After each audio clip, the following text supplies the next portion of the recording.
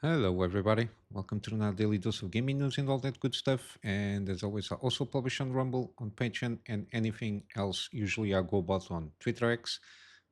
Later today, we will have a Death Stranding episode, and I think it's after this one we will start getting longer episodes, around about 2 hours or so, depending of what I try to do on each episode there.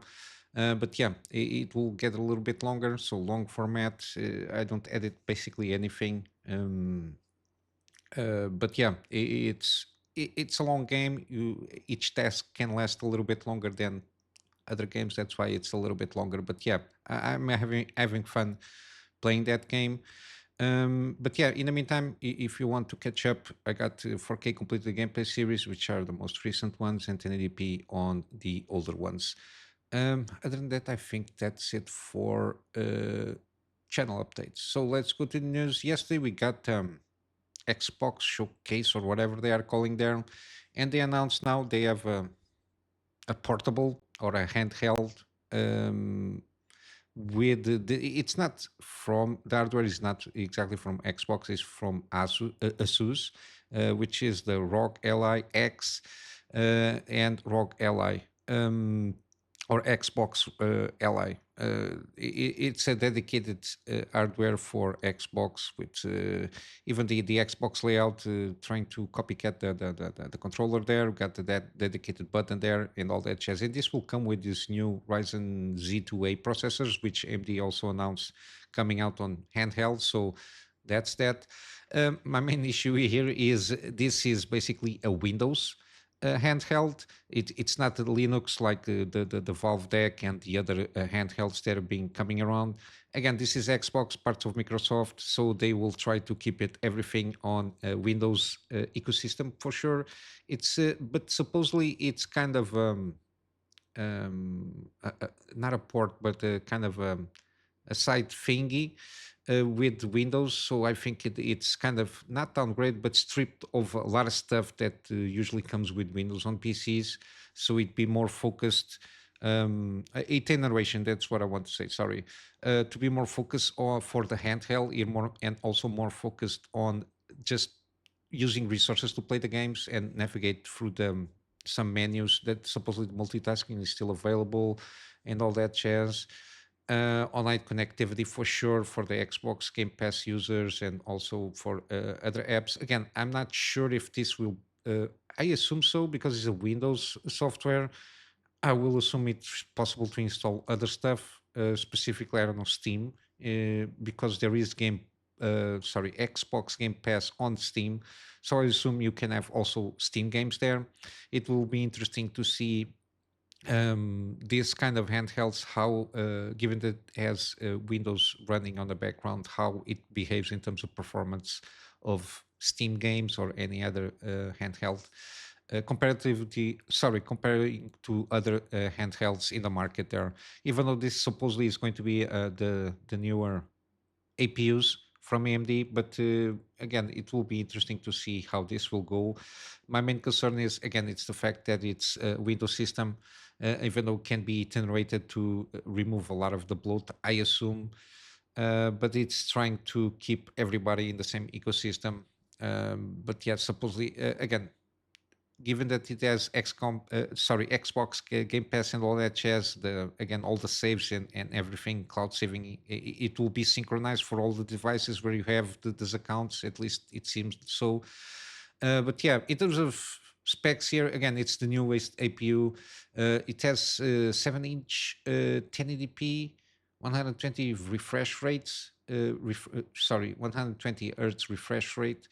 It's not an OLED, which I think the other devices have. In terms of prices, I didn't see anything regarding pricing. I think they just announced the hardware itself. You have to see how, depending on the price, maybe it's something that can add up in terms of value. But yeah, I'm not sure how this will go. But at least they're trying something, which at least is something there. But yeah, it's a new hardware. It's not for me. Usually, I'm not.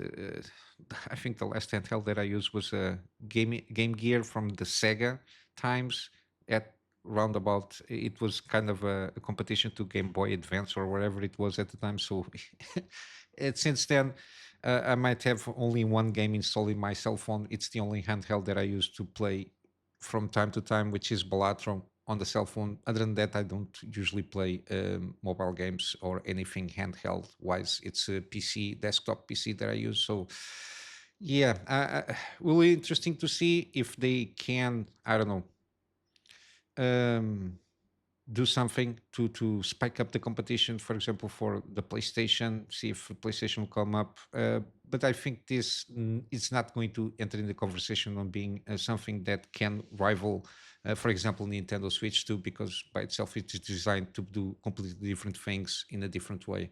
But yeah, they announced it. Again, it's through partnerships. They are not investing, of course, all the money to do hardware from the ground up.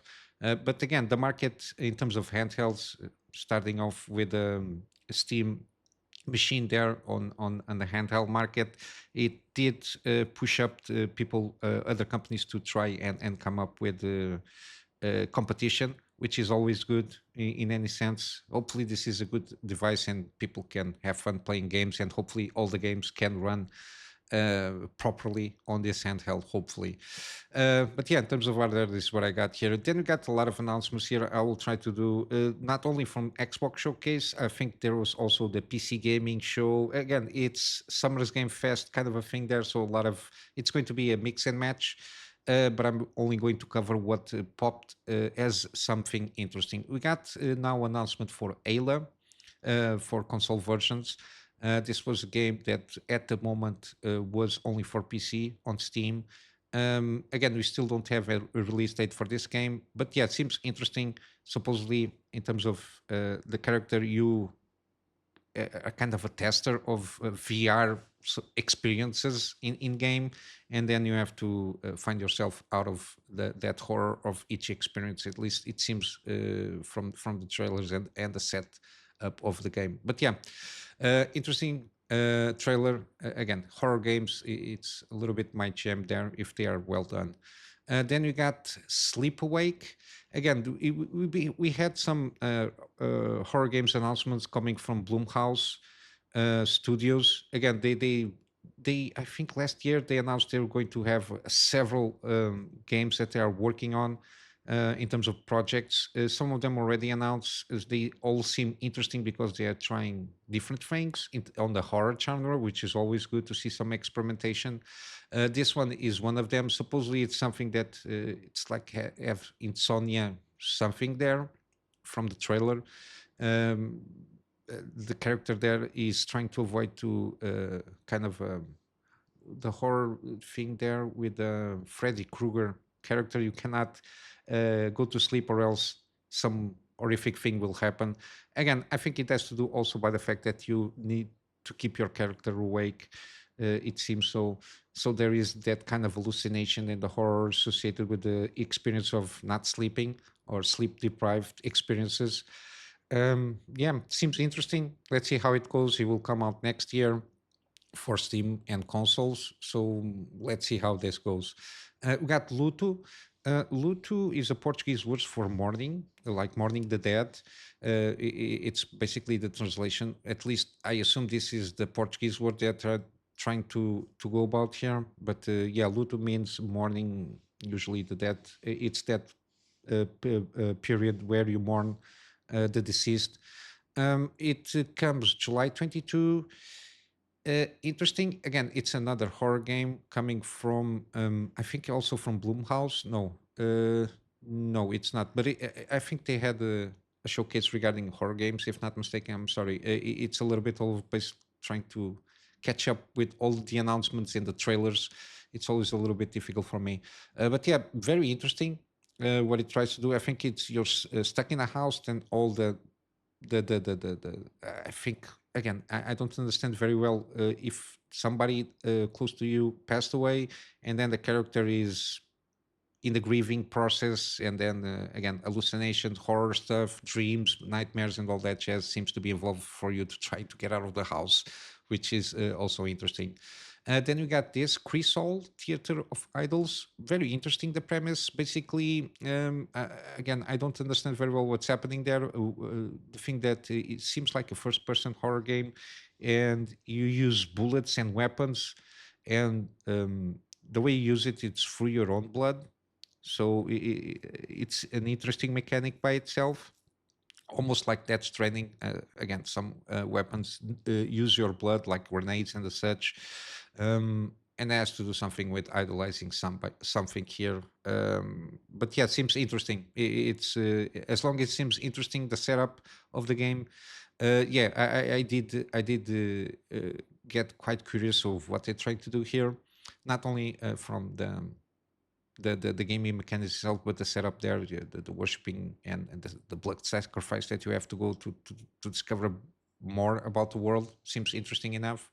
Then you got also, this is from the Xbox. I remember seeing this from Xbox because it's part of the Focus Entertainment, the Asobo studio. It's called Resonance, a Plague Tale Legacy. Again, I didn't play either of these games, but the games themselves, I bought the first one, Innocence. I'm planning to play this game, see if it is good, if the world seems interesting enough, and what happens there, to then probably buy the second one. And this is part of a character. You play as a character from the second one, from what I understand. And it's very much in line to a certain degree of the Plague Tale series, it seems. And that character goes, it's supposedly 15 years before Plague Tale Requiem, it seems. So this character goes in a journey to discover stuff, and has a lot of beasts and monsters and puzzling, which is, I think, a little bit of what Plague Tale games are. Yeah, very interesting. Hopefully, it's a good one. Again, Plague Tale games seem interesting to me in the sense that there is a lot of stealth involved there. At least that's my perception. And again, the game will come out next year, so no definitive launch date there. But yeah, interesting enough to hook my interest on this game here. Then you got the Blood and Dawnwalker. Interesting enough, it came out on Xbox Game Pass. I don't know if it is because Bandai Namco has a more closer relationship at this moment with Xbox, and they decided to do the another trailer launch. Some gameplay elements on this short trailer were there. Again, not enough for me to judge. Um, Seems interesting. The premise of the game itself. Again, these are ex CDPR developers working on this game. I think the Witcher 3, the creative director, is on the studio here on this studio. Again, a lot of high-end people that were working on The Witcher 3 and Cyberpunk are in this game, so it's always interesting to see what they will come up with. Plus the fact that the game mechanics itself, how you play with time there. Each mission will take about a time, and you have like 30 days to resolve the story there. So it will be interesting how that will come into play on the game itself. But basically, the trailer was to announce that they promised a few months ago that they will do a longer stream to delve deep in game mechanics, the settings, some story stuff there, and it's set up now for June 21st. We got now a date for that, and it's going to be a 45 minutes live stream. Again, this game I'm very interested to see what they will come up with this premise of the Dawnwalker, kind of, let's say, a Blade character type there. But again, it's medieval times, and basically you're trying to kill the big bad vampire there. Let's see how this goes. I'm very interested on this one. But yeah, the trailer itself gives us a little bit of glimpse of possibly what the character can do, which is very interesting indeed. Then we got also from Indiana Jones and the Great Circle, got the DLC announcement now. It will come out September 4th, The Order of Giants, it is called. It seems that this game, in terms of Indiana Jones feeling, has a very Indiana Jones feeling, sorry. Like old school Indiana Jones, the trilogy itself, which is good. Hopefully, Machine Games can hit this one with the DLC there. Hopefully, it's not just something bland in terms of what they're trying to add to the game there. Again, I never played the game yet. It's one of those that is interesting enough for me to maybe try one of these days when the game is on sale. But yeah, hopefully it's a good DLC. The main game seems to be very in line with the idea that we have, or very close to what people were expecting in the Indiana Jones would like. But yeah, it was the DLC announcement for September 4th. Then you got this interesting game, seems Japanese narrated, if not mistaken, from what I understood yesterday when I saw the trailer. It's called Beast of Reincarnation. It's kind of a far future thing there. There are some themes here, like this one remind me immediately of, oh my god, I forgot the name of the movie. Oh my god, forget about it. I completely forgot the name of the movie, but it's from Miyazaki movies, like the God Forest kind of a thing here. And your character has some kind of power to kill this, but it's not. It's a God Forest in the sense that it's a plague god kind of a thing there, in terms of metaphorically speaking. And you have the power to restore balance to the nature or something like that. Very interesting combat stuff there happening. And again, it will come out next year. Again, a lot of these trailers are kind of announcing a lot of games for next year, so we will have more information while it comes. But yeah, very interesting what they're trying to do here. We got then a little bit of extended trailer for Clockwork Revolution, the guys from Wasteland 2 and Wasteland 3, if not mistaken, which is Exile Entertainment. Yes, they are. Yeah, an extended kind of gameplay trailer with some narrative stuff. Again, the hook seems very interesting. It reminded me a game where we had the glove to rewind time. A lot of it is time related things there. You need to try to rewrite the past so you can change the course of history in this fictional world. And you got a kind of a glove or kind of device where you can use time stuff, like to turn back time on objects or advance time very fast on objects and enemies also. Again, I will assume this kind of ability kind of a thing. I don't think you will be able to do this at will, or else you are basically an OP character. But yeah, very interesting first person. The humor seems to be okay. I don't see any issues with that. Very weird characters, which is okay. Kind of steampunk Victorian inspired stuff there in terms of the world itself. I enjoy it. Let's see. I want more information. I want proper gameplay there. Even though you got choice and dialogue things there, they give us a hint how things can unfold depending on your decisions. Like for example, characters dying, depending on the choice dialogues. That I don't know if there is any kind of branching options if you manage to let that character live through those dialogue options. I don't know what kind of consequences might have, but it's something interesting to think about. But yeah, still no release date. The release date that they gave us was in due time, so yeah, we'll have to wait and see how this goes. Again, it seems they are working pretty hard on this game because of the gameplay sequences that we had. The game seems good enough, but yeah, we'll have to wait and again, having those deep dives, at least like 10 minutes straight gameplay without any weird cuts or any kind of weird stuff happening. We need more gameplay, even though the montage that they did, it does pull the strings on showing some stuff that you will be managed to do on the game. But then again, I like those at least 10, 15 minutes of straight gameplay there without any weird editing there, so you can have a better idea how the game will feel. Then we got a little bit more stuff from Cronos, the New Dawn. Again, everybody, or at least a lot of people, is talking about this game. Again, this is from the Bloober team. It's like a regional IP horror, it seems very inspired by 12 Monkeys movie. How you go about time also, and then the body horror in this game seem very interesting. Seems pretty sleek. We got a little bit more sequences of gameplay that continue to show that it seems very smooth gameplay, which is good. And you got a little bit more teasers here and there of the story itself. Again, it's all over the place because it's scattered. It's just hints and clues of what to expect there. So we don't have like a proper idea. But yeah, it's intriguing enough for me to keep watching these trailers here. The trailer itself, it's called Survive the Nest. But yeah, interesting stuff. Again, they seem to be aiming for later this year, this fall. So there is still no specific launch date. But yeah, this is one that you should keep your eyes on it because it seems very, very interesting what they try to do there. Then you got a Korean game, Mudan Two Hearts, will launch next year. Um, Again, the feeling that this got, it's kind of a Korean Metal Gear Solid kind of a thing there. There is a lot of stealth around here, some combat.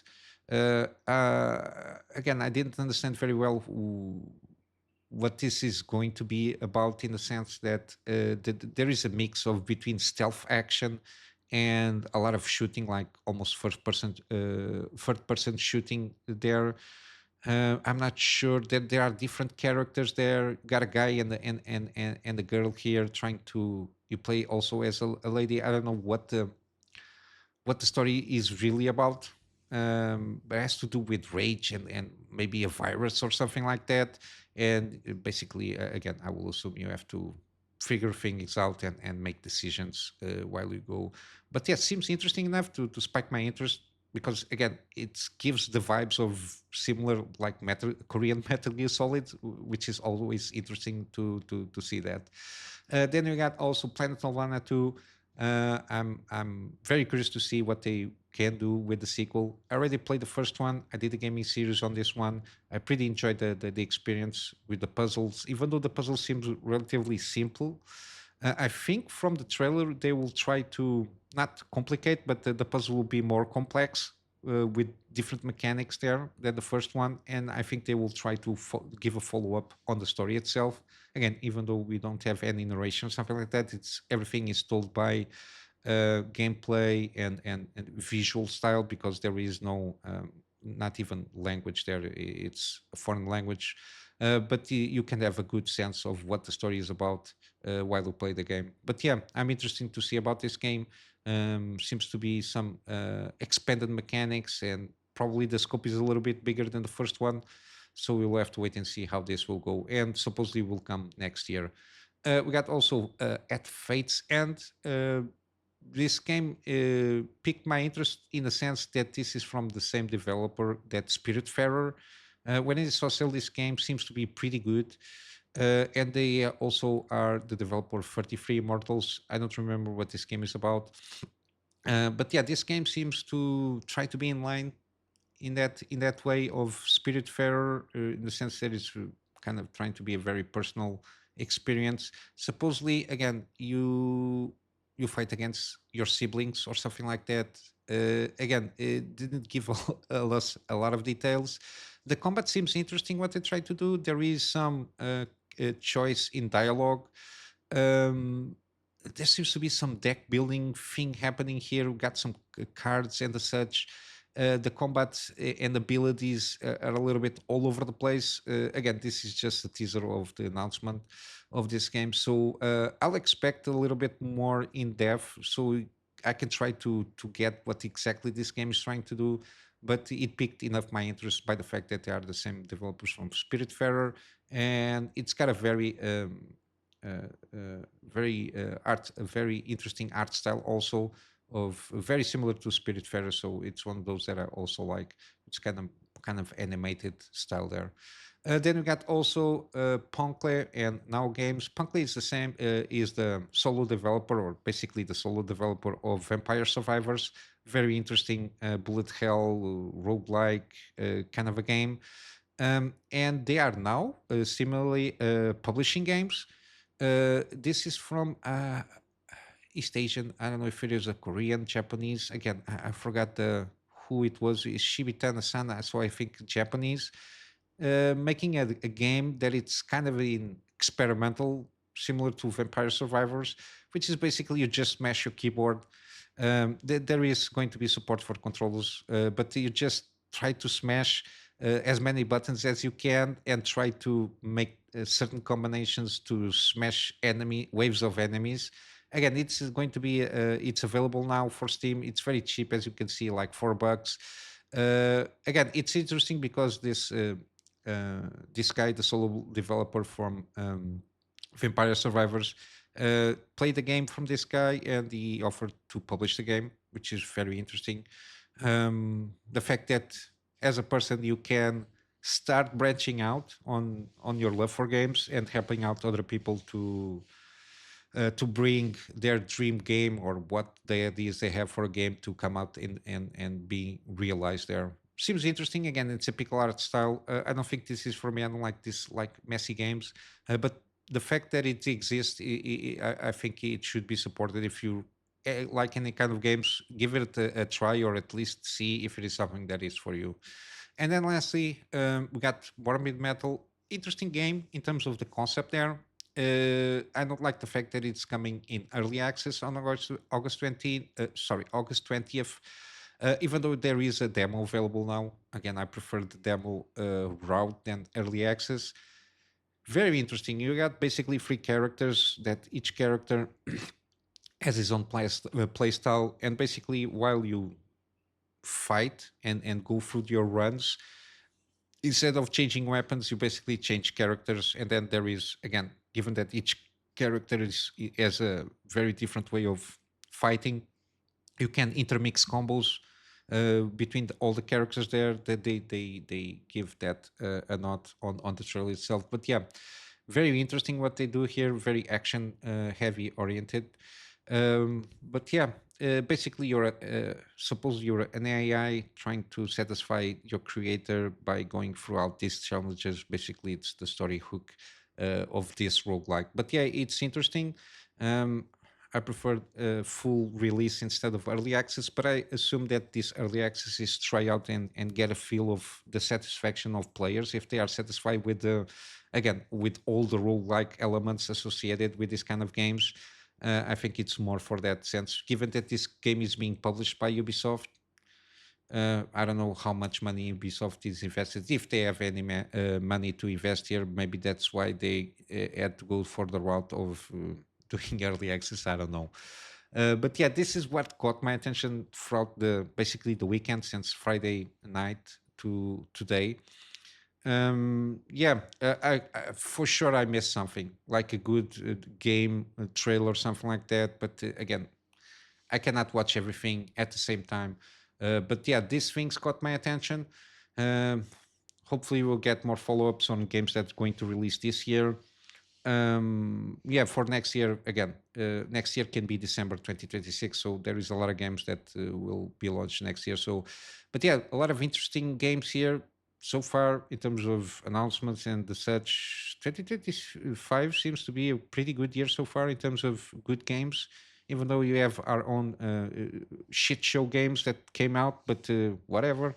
As long as we have good games launching, again, given that the market is that big, it will always be bound to have some failures in the gaming industry, mainly from the AAA industry. They just uh, going about on doing shenanigans to try and increase the profits of the infinite growth strategy there. But yeah, whatever. That's another read for another day. I'm going to wrap up with some gaming deals. We got still a Plague Tale games on sale.